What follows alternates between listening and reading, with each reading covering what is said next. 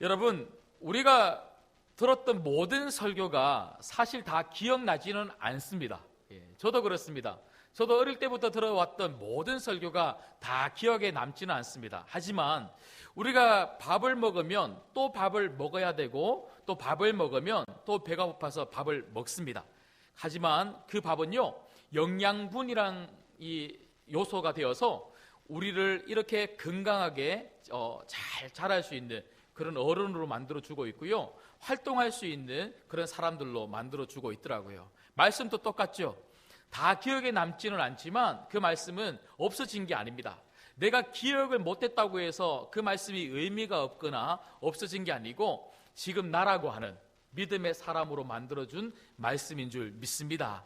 그래서 말씀은요, 늘 언제나 내 속에 여전히 남아서 그 은혜되는 말씀이 점차 성숙하고 성장하는 나로 만들어주고 있다고 하는 이것을 여러분 기억하셔서 2020년도에는 늘 언제나 말씀 듣기 힘쓰시고 예배의 자리를 사모할 수 있는 여러분 되기를 주님의 이름으로 축복합니다. 그런가 하면요, 인생을 살면서 어떤 말씀은 수십 년이 흘러도 그렇게 말씀이 잘 기억에 안 났는데, 어떤 말씀은 너무나 또렷하게 마치 어제 들었던 것처럼 기억에 남는 그런 말씀들도 있더라고요. 여러분들에게도 어떤 말씀은 분명히 그런 말씀이 있을 것입니다. 제게도 여러 말씀들 중에 특별히 어제 들었던 것처럼 너무나 또렷하게 기억에 남는 말씀, 몇 말씀이 있는데, 특별히 제가 이 청년 시절에 은혜를 참 많이 받았을 때, 정말 신앙생활 열심히 할 때에 저희 교회에서, 제가 다녔던 출석하는 그 교회에서 재직 수련을 했는데요, 그 재직 수련의 강사로 누가 오셨냐면 이성헌이라고 하는 목사님이 오셨습니다. 그 이성헌이라고 하는 목사님은요, 총회장까지 지내신 너무나 유명하신 분이시고요, 그리고 이 총신대학교에서 우리 이 전도사님들에게 말씀을 가르쳤던, 설교학을 가르쳤던 석학이십니다. 그래서 대구의 지성이라고 이렇게 많이 이렇게 사람들에게 알려져서 많은 분들이 이 이성헌 목사님을 존경했는데, 이분이 은퇴하시고 얼마 지나지 않아서 제가 출석하는 교회에 이분이 오셔서 말씀을 전하셨는데, 아직도 제가 어제 들었던 것처럼 정말 또렷하게 기억에 남는 몇 문장이 있는데요, 그분이 이렇게 설교를 시작을 하셨습니다. 인생이란 무엇입니까? 그분이 이렇게 물어보시더라고요. 여러분, 인생이란 무엇입니까? 인생이란 뭐야? 먹고 싸고 이게 인생이 아니죠. 이렇게 하시는 거예요. 근데 제가 그 말씀을 딱 듣는데요, 굉장히 큰 충격이었습니다. 인생이란 뭐야? 먹고 싸고 이게 인생이 아니지. 이렇게 질문을 던지시는데 제 마음속에 궁금함이 생긴 거예요. 그렇다면 도대체 인생이란 뭔가? 잘 살려고 살아가는 게 인생이 아니라면 도대체 인생이란 뭔가? 물론 그날 들었던 40분, 45분의 말씀이, 모든 말씀이, 그리고 모든 문장이 다 기억에 남는 건 아니지만, 그분이 하셨던 예화나 그리고 그분이 하셨던 전반적인 주제는 정말 또렷하게 기억에 남는데, 그분이 하셨던 그 말씀의 핵심은 바로 이것이었습니다. 하나님이 우리를 이 땅에 보내셨다는 거예요. 그래서 우리는 하나님이 보낸 하나님의 백성, 하늘나라의 백성이라는 겁니다. 그리고 이 땅을 살면서 그 하나님의 백성이 하나님 나라를 이 땅 가운데 펼치다가 완성된 하나님 나라로 하나님이 다시 부르시면 우리는 그 나라로 다시 돌아간다. 인생은 하나님 나라를 펼치는 거다. 이런 맥락의 말씀을 하신 겁니다. 근데 여러분, 제가 어제 말씀을 준비하다가 갑자기 그 이성헌 목사님이 너무나 생각이 나서, 지금 제가 정확한 나이는 기억이 안 나는데요, 그분 연세가 제가 생각할 때는 적어도 93세 4세 정도 되셨을 것 같은데, 어떻게 지내시는가 하고 한번 찾아봤어요. 찾아봤는데 불과 몇 년 전, 그러니까 2018년도 5월 달까지 이분이 설교를 하셨더라고요. 90이 넘으셨는데 이분이 설교를 하시는데 너무 반가워서 제가 앞부분만 잠시 들었는데, 이분이 이렇게 설교하시는 겁니다. 한 가정의 호주에게도 꿈이 없을 수는 없습니다. 그러니까 한 가정의 가장에게도 꿈은 있다는 거예요. 한 나라의 살림을 도맡아 운영하는 대통령에게도 꿈이 없을 수는 없습니다. 농사를 짓는 사람도 밭에 나가거나 들에 나갈 때 반드시 꿈을 가지고 나갑니다. 그렇다면 우주의 주인이신 우리 하나님께서 어떻게 우리를 향한, 이 땅을 향한 꿈이 없겠습니까? 그 하나님의 꿈이 무엇입니까? 그 하나님의 꿈은 하나님 나라입니다. 하나님 자녀들에게 정말 하나님이 바라고 원하고 소원하는 것이 있는데 그것은 바로 하나님 나라입니다. 와, 저는요 90세가 넘은 어르신이 이 말씀으로 설교를 시작하시는데 제가 전율을 느낀 거예요. 막 닭살이 막 돋는데요, 막 어떻게 할 수가 없는 겁니다. 여러분은 무엇을 위하여 살고 있습니까? 여러분, 우리 인생이라는 것은요, 열심히 사는 것도 중요하지만 열심히 사는 것보다 더 중요한 게 있습니다. 그것은 하나님 나라를 위하여 사는 겁니다. 인생은 하나님 나라입니다. 여러분, 예수님께서 이 땅에 오셨을 때에 제일 먼저 공생애를 시작하시면서 하셨던 말씀도 하나님 나라였습니다. 그리고 하나님 나라 때문에 십자가에 달려 죽으시고 부활하셨습니다. 그리고 그분이 승천하시기 직전까지도 그분은 예수님의 제자들에게 하나님 나라를 가르치다가 승천하셨습니다. 예수님 사역의 핵심은 바로 하나님 나라였습니다. 그리고 오늘 예수님께서 우리들에게 말씀하시는 33절의 말씀을 한번 보십시오. 33절의 말씀을 통하여 우리들에게 예수님 말씀하시는 것이 무엇입니까? 그런즉 너희는 먼저 그의 나라와 그의 의를 구하라. 그리하면 이 모든 것을 너희에게 더하시리라. 그 어떤 것보다 우리가 집중해야 될 사역이 있다면, 집중해야 될 인생이 있다면, 집중해야 될 삶이 있다면 하나님 나라라고 예수님이 우리들에게 말씀하고 있는 것이죠. 여러분, 저희는 몇 달 전에, 수개월 전에 저희가 비전 선포식을 통해서 우리가 하나님 나라입니다, 우리는 하나님 나라입니다라고 하는 제목을 가지고 비전 집중 설교를 저는 시작을 했습니다. 그리고 5가지 비전과 그리고 3가지 사역의 핵심 가치를 통해서 우리 신광교회가, 그리고 여러분들이 하나님 나라를 어떻게 이루어 갈 것인가에 대해서 말씀을 구체적으로 살펴보았습니다. 오늘 마지막 10번째 시간, 제가 그 당시 말씀을 전해드릴 때 약 10주 동안 비전 집중 설교를 할 것이라고 말씀을 드렸는데요, 오늘 마지막 10번째 시간입니다.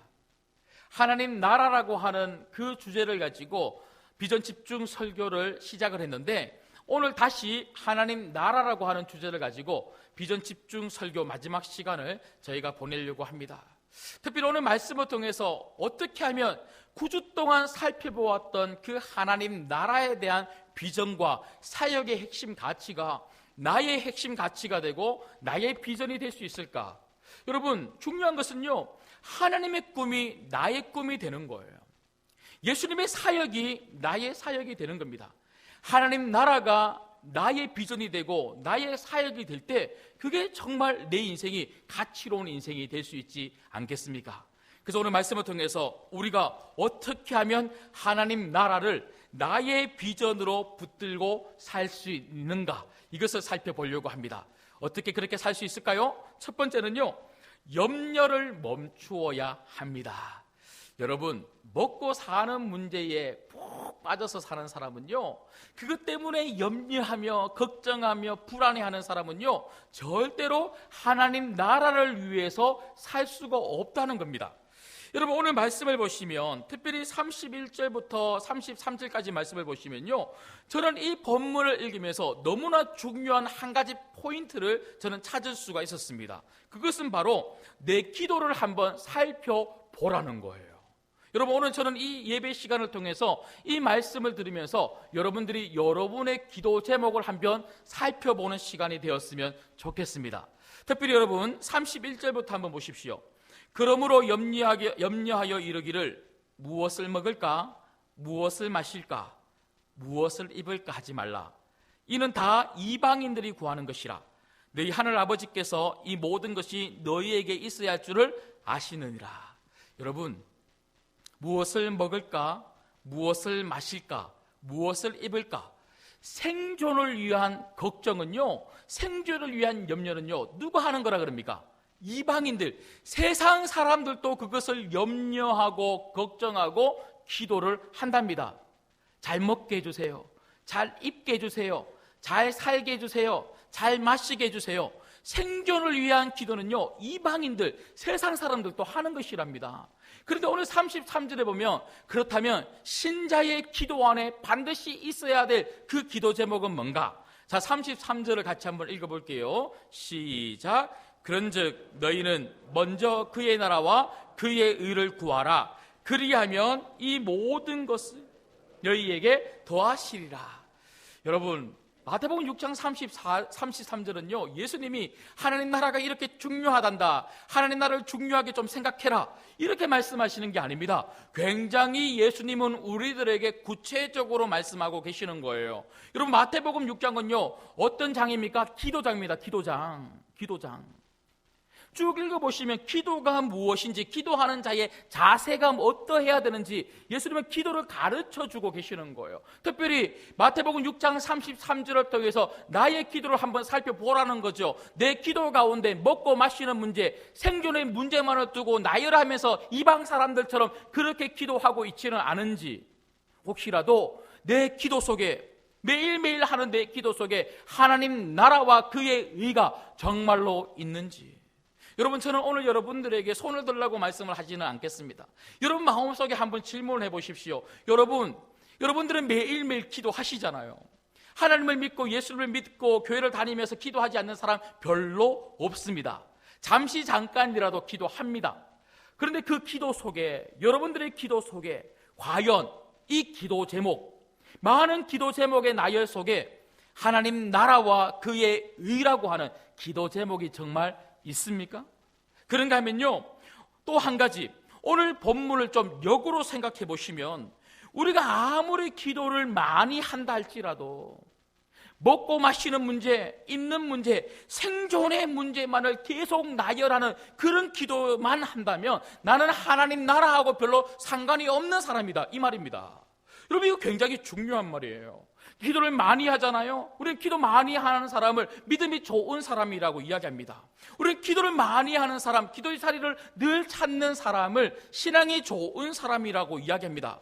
여러분, 믿음 좋을 수 있어요. 신앙이 좋을 수 있어요. 그런데 하나님 나라와 상관이 없는 믿음 좋은 사람, 하나님 나라와 상관이 없는 신앙이 좋은 사람, 이게 맞는 말일까요? 아무리 기도를 많이 해도 먹고 마시는 문제를 늘 염려하면서 기도를 한다면 우리는 결코 하나님 나라를 기도할 수 없고 하나님 나라를 구하는 삶을 살 수가 없다는 것이죠. 여러분, 우리 신앙생활에 왜 이렇게 활력이 없고 몸이 건조하고 이렇게 그냥 주일만 지키는 형식적인 신앙이 될 수밖에 없을까요? 그것은요, 늘 언제나 우리는 생존의 문제, 먹고 사는 문제에 매여서 하나님 나라는 늘 뒷전이기 때문에 그렇습니다. 그래서 교회에 와서요, 늘 멍하게 있는 거예요.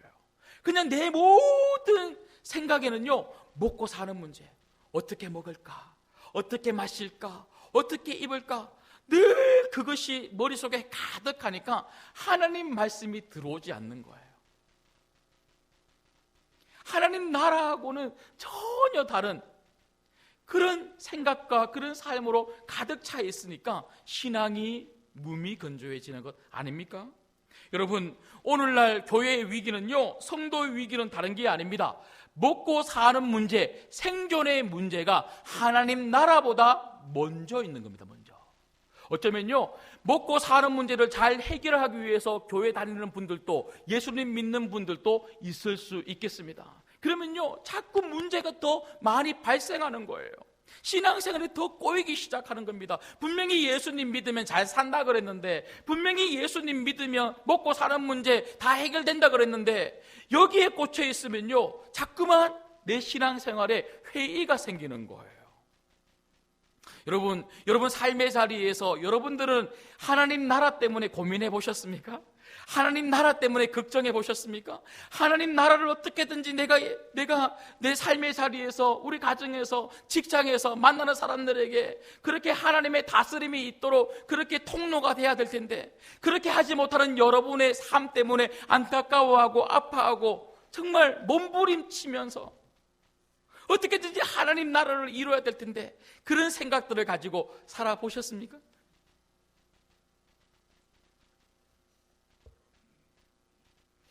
여러분, 제가 이런 말씀을 드리면요, 어떤 분들은 목사님은 잘 몰라서 그래요. 목사님은 교회 안에만 있어서 그러는데요, 밖에 나가보세요. 밖에 나가면 생존의 문제가 얼마나 치열한지 몰라요.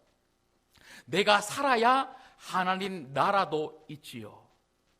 내가 살아야, 내가 잘 먹고 잘 살아야, 내가 입어야, 내가 마셔야 하나님 나라도 있지요. 그렇게 말씀하시는 분들 저는 여러 명 만나봤습니다. 정말 그렇습니까? 여러분, 다시 한 번 더 33절 말씀을 보시겠습니다. 33절 말씀을 다시 한 번 더 읽어볼게요. 시작. 그런즉 너희는 먼저 그의 나라와 그의 의를 구하라. 그리하면 이 모든 것을 너희에게 더하시리라. 아멘. 지금 예수님이 우리들에게 약속하고 있는 축복의 말씀이 뭡니까? 하나님 나라를 구하면 먹고 마시는 문제는 누가 책임져 주겠다는 말입니까?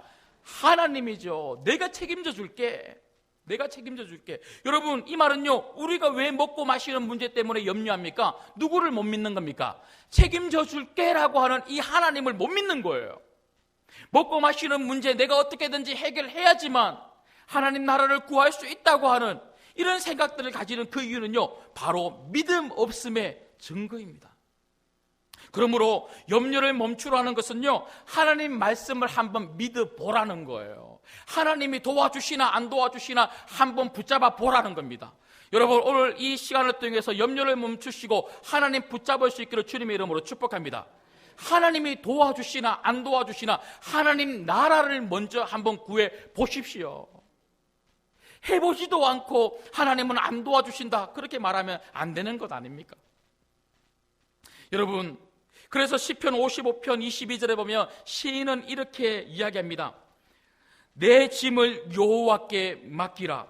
그가 너를 붙드시고 의인은 요동함을 영원히 허락하지 아니하시리로다. 와, 너무나 은혜가 되는 말씀 아닙니까? 여러분, 우리는 우리의 짐을 맡길 하나님 아버지가 계십니다. 그러니까 염려할 필요가 없다는 거예요.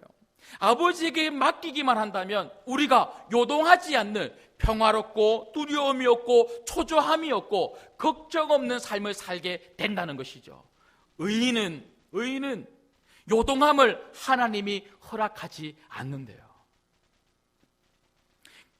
여러분, 신앙생활 하면서 가장 큰 위기는요, 말씀을 있는 그대로 붙잡지 않을 때입니다.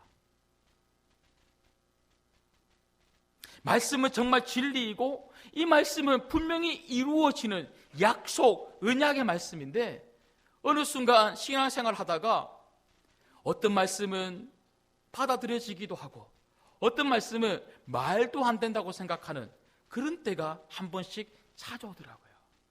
이건 위기죠, 위기. 특별히 마태복음 6장 33절, 먼저 그의 나라와 그의 의를 구하라. 그리하면 내가 이 모든 것을 너희에게 더하시리라. 이것은 진리입니다. 이 말씀을 굳게 붙잡으시기를 주님의 이름으로 축복합니다. 그래서 오늘 본문 말씀을 통해서 예수님이 우리들에게 하시는 말씀은요, 너무나 명확합니다. 핵심 주제는 너무나 명확한 거예요. 그게 무엇입니까? 무엇을 먹을까, 무엇을 마실까, 무엇을 입을까, 생존의 문제 염려하지 말라는 것입니다. 그리고 다시 생존의 문제를 염려할 것이 아니라 그 모든 것을 해결하여 주시는 하나님을 붙잡으라는 것입니다. 그리고 내 모든 삶의 자리에서 하나님 나라와 그 일을 한번 먼저 구해 보라는 것이죠. 여러분, 염려를 멈추시고 생존의 문제를 어떻게든지 여러분들이 해결하려고 노력하지 마시고 그것을 하나님께 툭 하고 맡겨 보십시오. 하나님께 다 맡겨버리시고 여러분들은 하나님 나라와 그 의를 위해서 한번 열심히 살아보십시오. 하나님이 다 책임져 주실 줄 믿습니다. 그런가 하면 두 번째로, 우리가 어떻게 하면 하나님 나라가 우리의 비전이 될 수가 있습니까? 어떻게 하면 나의 비전이 되어서 하나님 나라를 위하여 살 수가 있을까요? 그것은 바로 관점을 바꾸어야 한다는 것입니다. 여러분, 관점이 뭐예요? 관점은요, 어떤 사물이나 어떤 일들을 바라보는 내 생각이나 이해의 폭이 바로 관점입니다. 내가 무엇을 가지고 모든 것을 해석할 것인가, 모든 것을 이해할 것인가, 모든 것을 생각할 것인가, 모든 것을 결정할 것인가, 이건 너무너무 중요한 거예요. 근데 여러분, 관점은 어떻게 생기는 줄 아십니까? 관점은 보는 것에 따라서 생기는 거예요. 내가 무엇을 보느냐에 따라서 그것이 내 관점이 되는 거예요. 돈을 많이 보잖아요. 돈이 내 관점이 되는 거예요. 모든 것이 돈으로 해석되는 거예요. 어떤 곳을 가도 돈, 어떤 사람을 만나도 돈, 돈이 되나 안 되나. 돈 좋아하는 사람은요, 모든 것을 돈으로 해석해요. 여러분, 오늘 제가 다 읽진 않았지만 앞쪽에 보시면요, 여러분 24절 한번 보시겠습니까? 24절 보시면 6장 24절입니다. 한 사람이 두 주인을 섬기지 못할 것이니 혹 이를 미워하고 저를 사랑하거나 혹 이를 중히 여기고 저를 경히 여김이라. 너희가 하나님과 재물을 겸하여 섬기지 못하느니라. 오늘 예수님은요, 하나님과 돈을 주인으로 이야기를 하면서 서로 비교하면서 이 두 주인은 겸하여 섬길 수 없다고 이야기를 하고 있습니다. 어떤 사람은요, 돈을 주인으로 삼아서 그렇게 붙들고 살아가는 사람이 있습니다. 늘 돈만 바라보면서 살아가는 거예요. 그러면요, 그 돈만 바라보면서 살아가는 사람은 그 돈이 모든 내 생각을 사로잡죠. 그리고 이것이 관점이 되어서 돈이 되나 안 되나, 내가 잘 사나 못 사나, 이것이 내 모든 삶의 해석이 되고 생각이 되더라고요. 하지만 오늘 예수님이 말씀하시는 게 뭡니까? 결코 그렇게 살면 안 된다는 것이죠. 그리고 한쪽은 포기해야 된다는 것이죠. 어느 쪽을 바라보라는 것입니까? 하나님입니다. 여러분, 한쪽을 포기하라는 것이 돈이 필요 없다는 말이 결코 아닙니다. 우리도 돈이 있어야 살죠. 하지만 내가 정말 바라봐야 될 것은 돈이 아니고, 내가 정말 추구해야 될 것은 돈이 아니고, 먹고 마시는 생존의 문제가 아니고 바로 하나님을 바라보라는 것이죠. 하나님 나라를 바라보면, 하나님 나라가 내 모든 생각을 사로잡으면 그것이 바로 내 관점이 되어서 내가 경험하는 것이나 내가 만나는 것이나 내 모든 상황과 형편을 하나님 나라의 관점으로 해석해낼 수 있는 믿음의 능력이 생긴다는 것이죠. 여러분, 이 관점, 하나님 나라의 관점으로 모든 것을 바라보고 해석할 수 있는 여러분 되시기를 주님의 이름으로 축복합니다. 여러분, 그랬고 보니까요, 창세기 13장을 보시면 아주 유명한 이야기가 하나가 나옵니다. 여러분, 이것은 여러분 눈으로 한번 보시면 좋을 것 같은데요, 창세기 13장 한번 펴보시겠습니다.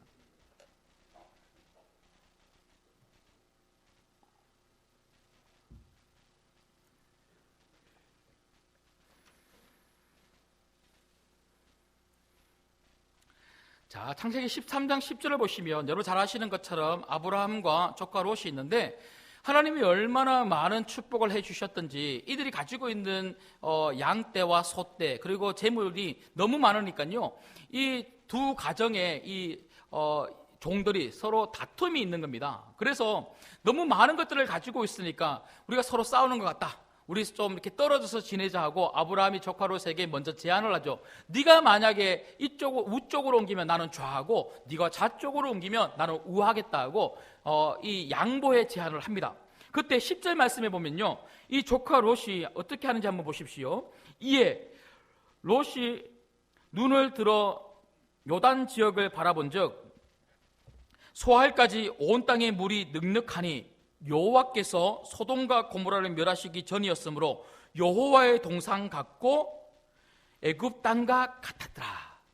지금 롯이 바라보니까, 소할 땅과 그 고모라 땅을 바라보니까 지금 어떻게 됩니까? 11절 말씀 보니까 그 풍성함이 눈에 들어오니까요, 그러므로 롯이 요단 온 지역을 택했다. 그쪽으로 갔다는 거예요. 우리는 바라보는 쪽으로 갈 수밖에 없다는 것이죠. 근데 여러분, 이게 왜 그렇게 잘못된 선택일까요? 여러분 13절 말씀 보시면 그 롯이 바라보았던 그 풍성한 땅은요, 그냥 눈에 보이기에 풍성한 땅, 좋은 땅이 아니었다는 것이죠. 오늘 13절 말씀 보시면 소돔 사람은 여호와 앞에 악하며 큰 죄인이었더라. 눈에 보이기는 좋아 보여도 가만히 깊숙하게 들어가 보면 그 땅은 어떤 땅이라는 것입니까? 죄악이 가득한 땅, 가면 안 되는 땅이었다는 것이죠. 근데 여러분 14절에 보면 아브라함은 어떻게 하는 줄 아십니까? 롯이 아브라함을 떠난 후에 여호와께서 아브라함에게 이르시되 너는 눈을 들어 너 있는 곳에서 북쪽과 남쪽 그리고 동쪽과 서쪽을 바라보라. 하나님이 바라보게 하십니다. 그때 아브라함이 하나님이 바라보는 땅으로 가게 되었다는 거예요. 여러분, 오늘 이 말씀을 통하여 우리가 확인할 수 있는 중요한 한 가지가 뭡니까? 바라보는 게 중요하다는 거예요. 내가 무엇을 바라보느냐에 따라서 그것이 나의 전부가 되고 그쪽으로 내 삶이 이끌어져 갈 수밖에 없다는 것이죠. 이것이 사실이라면 여러분, 먹고 사는 문제만 바라보지 마시고 하나님 나라를 바라볼 수 있는 여러분 되시기를 주님의 이름으로 축복합니다. 여러분, 제가 우리 신광교회에 올 때에 제주도에 정말 잘 아는 선배, 친한 선배 목사님이 저에게 책 한 권을 선물로 보내주셨습니다. 그 책 이름이 관점을 디자인하라라고 하는 책인데요, 그 책을 보내주시면서 이 책을 읽어보면 목회에 참 많이 도움이 될 거다 하고 읽어보라 하고 보내주셨는데, 그 책에 보면 어떤 그 실험하는 그 내용이 하나가 소개되고 있는데 바로 이런 실험입니다. 실험 대상자들에게 어떤 한 교수님이 영상을 하나 보여주는데요, 그 영상은 농구 아시죠? 농구를 하는 영상입니다. 그런데 그냥 우리가 보편적으로 TV에 보는 그런 이 농구 경기가 아니고 흰 옷을 입은 선수들이 공을 가지고 서로 패스만 하는 그런 영상입니다. 그때 이 교수님이 이 영상을 보여주면서 그 실험 대상자들에게 무엇을 이야기를 하냐면, 이 6명의 이 흰 옷을 입은 선수들이 공을 과연 몇 번이나 패스하는지, 공을 몇 번이나 서로 주고받는지 한번 헤아려 보라고 그렇게 주문합니다. 그런데 여러분, 이 영상 안에는요 어떤 또 장면이 포함되어 있냐면, 크다란 그 고릴라가 이 공을 서로 주고받는 이 선수들 뒤에 갑자기 나타나서는 가슴을 한번 쿵쿵 치고는 사라지는 그런 영상도 있었고요. 그리고 검은 옷을 입고 있는 한 선수가 흰 옷을 입고 공을 주고받는 선수들 사이에 갑자기 검은 옷을 입은 한 선수가 훅 하고 지나가는 영상도 있었고요. 그리고 세 번째로 이 경기장 뒷면에 커튼이 있었는데요, 커튼 색깔이 한번 바뀌는 그런 영상도 있었습니다. 그런데 이 영상이 다 끝나고 난 다음에 이 실험 대상자들에게 물어봤어요. 혹시 이 침팬지나 그리고 검은 옷을 입고 뛰어간 선수나 그리고 경기 도중에 어떤 색깔로 이 커튼이 바뀌었는지 혹시 본 사람 있습니까? 했더니 아무도 없었다는 거예요. 왜 그럴까요? 뭐에 집중한 겁니까? 공이 몇 번 왔다 갔다 하는지 여기에 집중하다 보니까요, 그런 게 하나도 안 보이더라는 겁니다. 그래서 이 관점을 디자인하라라고 하는 이 책을 쓴 저자가 이렇게 이야기를 하더라고요. 우리로 하여금 다른 것들을 보지 못하게 하는 공은, 그러니까 우리로 하여금 다른 것들을 보지 못하게 하는 공은 바로 사람들의 관심입니다. 관심. 우리가 생존을 위한 것만 쫓아 살아간다면 주변의 소중한 것을 못 보고 지나치게 됩니다. 여러분, 먹고 사는 문제, 여기에만 시선을 고정하고 거기에만 관심을 두고 살아가면요, 우리는 결코 하나님 나라를 놓치며 산다는 거예요. 여러분, 하나님 나라에 시선을 두고 하나님 나라에 관심을 두고 하나님 나라 붙들고 살면 먹고 마시는 문제도 하나님께서 다 책임져 주실 줄 믿습니다. 먹고 마시는 문제에 창념하고 거기에 관심을 두고 그것만 붙들고 살아가면요, 그것도 놓치고 하나님 나라도 놓치는 것이죠. 여러분, 신앙생활을 잘 한다는 것은요, 시선 처리를 잘하는 겁니다. 신앙생활을 잘 한다는 것은요, 내 시선을, 내 눈을 다른 데 돌리지 않는 겁니다. 하나님 나라, 먹고 사는 문제에 꽂혀있던 내 시선이 하나님 나라에 고정되어 있을 때, 그리고 내 시선을 하나님 나라에 고정하고 절대로 다시 먹고 사는 문제에 돌리지 않을 때, 우리의 믿음이 더욱더 성장하고 성숙할 뿐만 아니라 하나님 나라를 위해서 귀하게 쓰임받는 여러분 인생이 되게 될 줄 믿습니다. 마지막 세 번째로, 우리가 어떻게 하면 하나님 나라가 나의 비전이 될 수가 있을까요? 그것은 기준이 명확해야 한다는 것입니다. 여러분, 33절의 말씀은 오늘 저희가 살펴보고 있는 이 말씀의 본문의 핵심 구절이라고 해도 과언은 아닐 것 같습니다. 33절 말씀에 보면요, 너무나 중요한 하나의 단어가 나오는데 그것은 바로 먼저라고 하는 단어입니다. 여러분, 여기 먼저라고 하는 단어는 우선순위를 이야기하는 것이기도 하지만 먼저라고 하는 단어는 바로 가치를 이야기하는 단어이기도 합니다.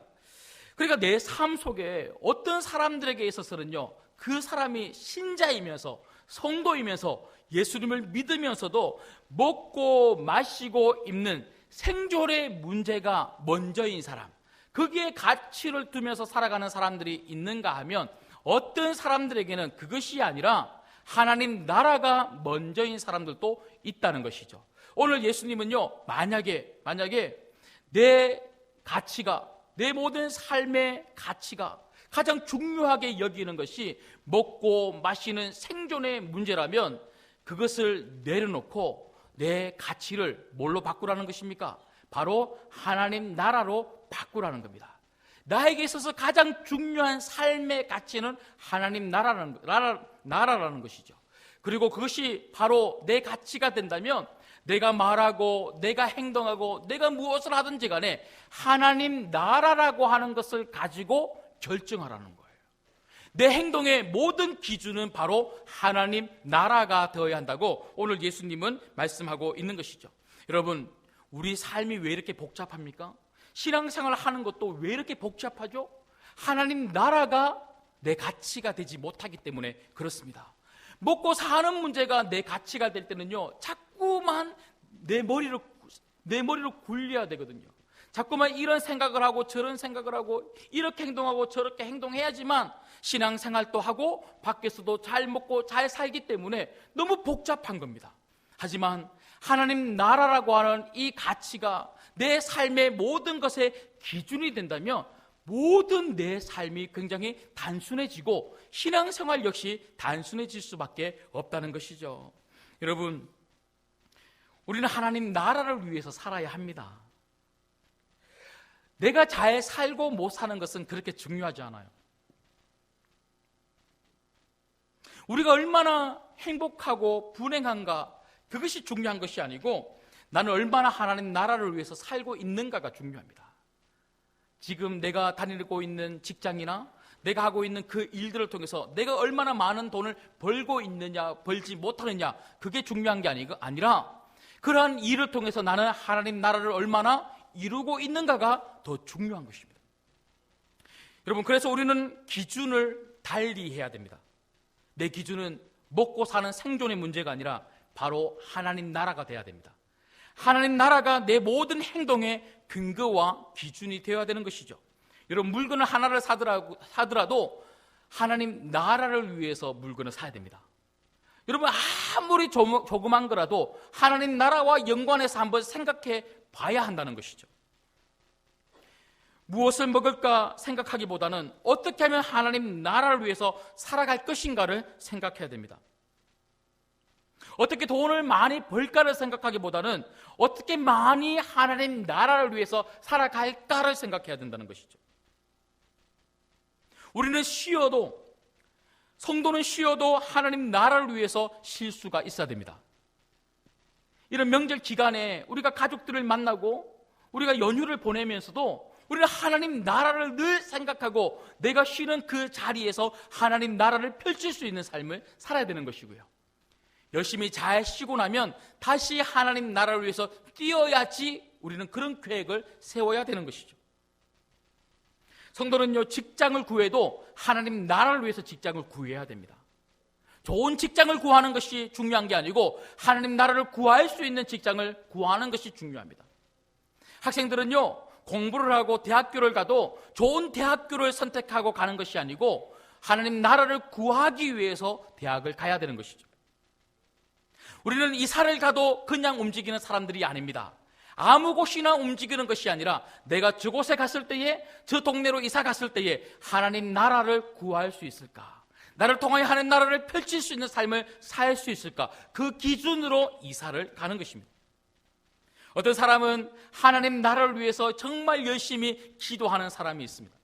그리고 하나님께 하나님 뜻이 무엇인지를 두고 간절히 간구하는 사람들이 있습니다. 하나님의 뜻은 하나님 나라입니다.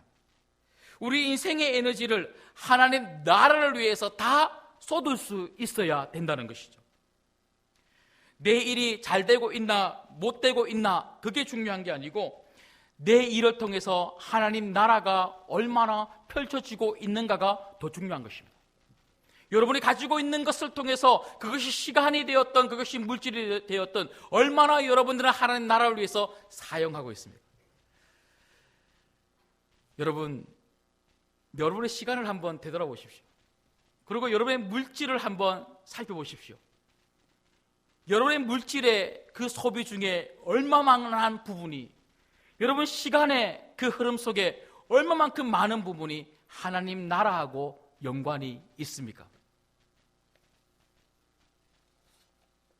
오늘 이 예배 시간을 통해서 여러분의 기도를 한번 살펴보시고 여러분 시간을 한번 살펴보시고 특별히 여러분의 물질의 흐름을 한번 살펴보셔서 나는 얼마나 하나님 나라하고 관심이 있고 연관되어 있는지 살펴볼 수 있는 이 시간이 되기를 주님의 이름으로 축복합니다. 말씀을 맺겠습니다. 여러분, 믿음은 태도입니다. 태도. 정말 하나님 나라를 구하는 믿음의 사람은요, 태도가 다릅니다. 하나님 나라를 향한 태도, 그것이 무엇입니까? 염려를 멈추는 겁니다. 먹고 사는 생존의 문제에 대한 염려를 멈추고 절대적으로 하나님을 신뢰하는 그 태도, 그것이 바로 하나님 나라가 나의 비전이 될 수 있도록 만들어준다는 것이죠.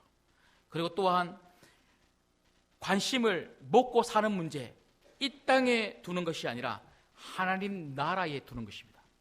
그리고 내 시선을 자꾸만 먹고 사는 문제, 생존의 문제에 두는 것이 아니라 하나님 나라로 계속 옮기는 훈련, 이 태도가 우리들에게 필요한 것이죠. 뿐만 아니라 하나님 나라를 늘 생각하고 하나님 나라를 기준으로 무엇이든지 선택하고 결정하고 해석해내는 이 태도, 하나님 나라가 먼저여야 됩니다. 돈을 벌면 하나님 나라를 위하여 쓰십시오. 시간이 있으면 하나님 나라를 위하여 쓰십시오. 건강이 있으면 하나님 무엇을 주시든지 간에 그것을 하나님 나라를 기준으로 쓰기 시작하면 하나님이 더 많이 채워주실 줄 믿습니다.